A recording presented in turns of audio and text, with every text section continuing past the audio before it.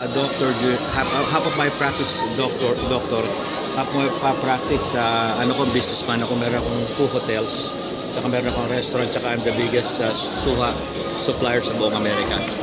I have a big farm. I employ about 220 people.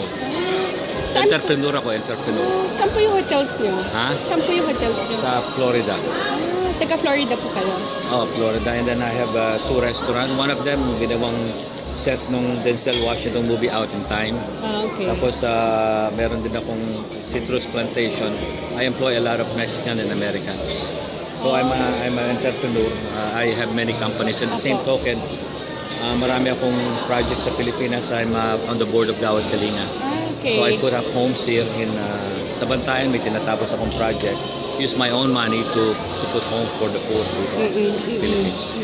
Okay, paano po nangyari yung bioterrorism? Bioterrorism, nagkaroon ng anthrax attack sa US, di ba? Yeah. And then yun ang specialty ko.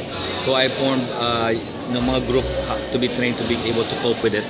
Kasi in-educate yung mga hospital, nagkaroon ng mga hazmat certification, at saka mga protocol. Lahat kami may kasamang vaccination, pinormulate ko yun. And then yung President of the United States, nung nakita niya ginawa ko yun, was so pleased na binigyan niya ako ng Points of Light US Presidential Award. So this in 2003. And also 2004, binigyan naman ako ng another president ng I have 2 US Presidential Award. So this is my third to the Philippines. Yung second presidential award, si Bush George Bush, because I put up free clinics in America. Tinulungan ko yung mga mahirap sa Amerika.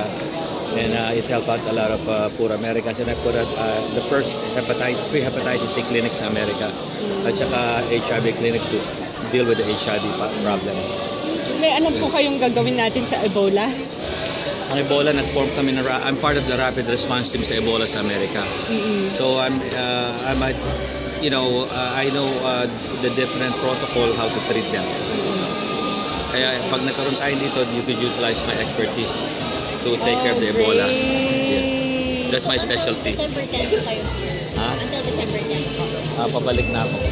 Pabalik. Kasi December 10.